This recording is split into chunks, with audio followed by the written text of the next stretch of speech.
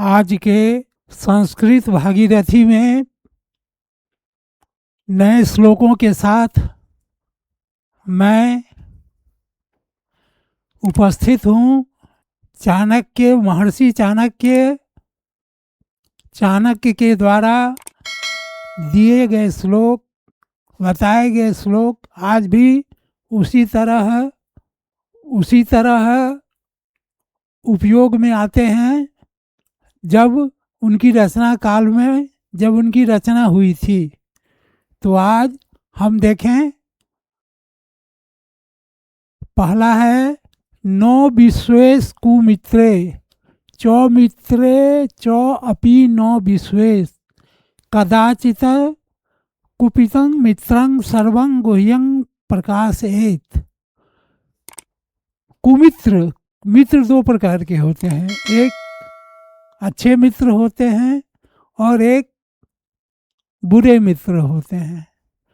तो कुमित्र पर कभी विश्वास नहीं करना चाहिए और मित्र पर भी कभी विश्वास नहीं करना चाहिए। मित्र पर भी चाणक्य ने कहा कि जो हमारे दुष्ट मित्र हैं, कुमित्र हैं, उन पर तो विश्वास करना ही नहीं चाहिए। और संस्कृत में ये जो चौ के बगल में लिखा हुआ है आधा और लिखा जाता है। तो कभी कुमित्र पर विश्वास नहीं करना चाहिए और मित्र पर भी कभी विश्वास नहीं करना चाहिए। क्यों? क्योंकि कदाचित कभी कुपितं मित्रं, कभी मित्र हमारा कुपित हो गया तो सभी रहस्यों को, गुह्यं माने होता है रहस्य, सभी रहस्यों को दूसरों के सामने प्रकट कर देगा। तो कुमित्र पर विश्वास नहीं करना चाहिए और मित्र पर भी विश्वास नहीं करना चाहिए। अर्थात मित्र तो हमारे सभी रहस्यों को जानता है, वह क्या करेगा कि दूसरों के सामने मेरे सारे रहस्यों को प्रकट कर देगा। ये मानव मनोविज्ञान है। मनोविज्ञान क्या है कि मनुष्य सभी चीज़ों को पचा नहीं पाता है, खासकर बातों को, रहस्यों को नहीं पचा पाएगा, दूसरों के सामने वो प्रकट कर देता है। तो कभी कुमित्र पर विश्वास नहीं करना चाहिए और मित्र पर भी विश्वास नहीं करना चाहिए, क्योंकि कभी मित्र कुपित हो गया तो वह क्या करेगा कि सभी रहस्यों को दूसरों के सामने प्रकट कर देता है। अब दूसरा है दुर्जनस्य च सर्पस्य बरो सर्पो न दुर्जनः सर्पो दशति काले। दुर्जनस्य पदे पदे, दुर्जन और सर्प दोनों में सांप ही अच्छा है। दुर्जन से सांप अच्छा है। यहाँ सांप और दुर्जन के बीच में हमारे विद्वान लेखक ने, कवि ने तुलना की है कि दुर्जन और सर्प में बरंग माने उत्तम सांप होता है, न कि दुर्जन। सर्पो दशति काले, काल आने पर, मृत्यु आने पर सांप डसता है, लेकिन दुर्जन जो होते हैं, दुष्ट जो होते हैं, वे पग पग पर आपको कष्ट देते हैं। अब कहीं दूर बैठा हुआ सांप आपके करीब है तब न काटेगा, नज़दीक में है तब काटेगा।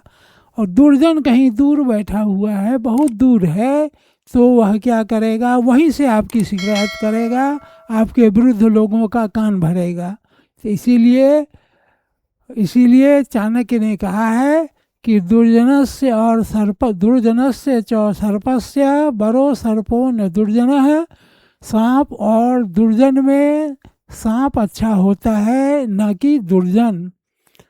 सांप काल आने पर ही काटता है और दुर्जन जो है वह पग पग पर कष्ट देता है।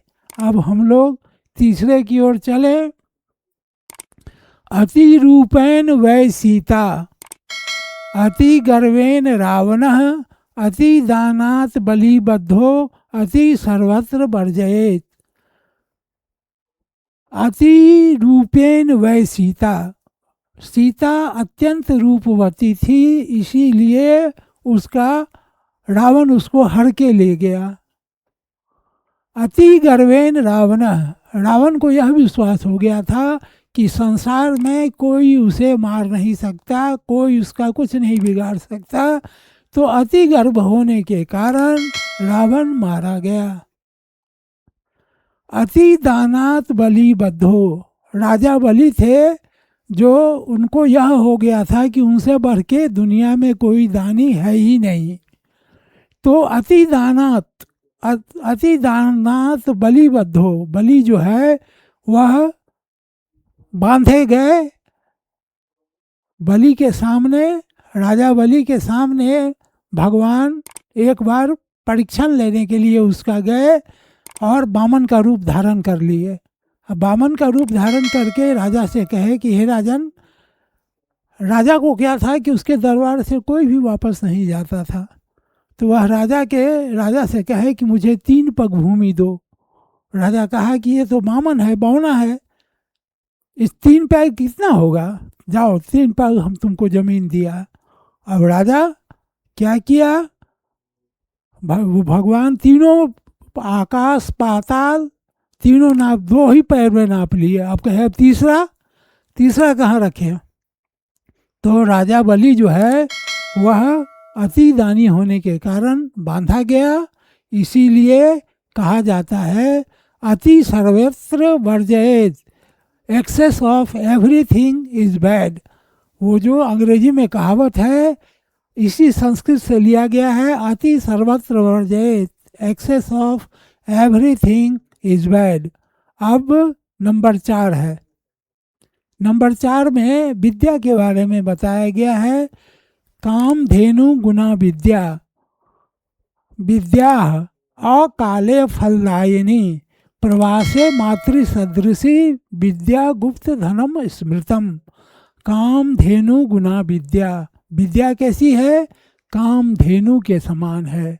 समुद्र मंथन हुआ था तो कामधेनु नाम की गौ निकली थी, जिससे जो कुछ मांगा जाता था वो गौ प्रदान करती थी। तो विद्या कैसी है, कामधेनु के समान है।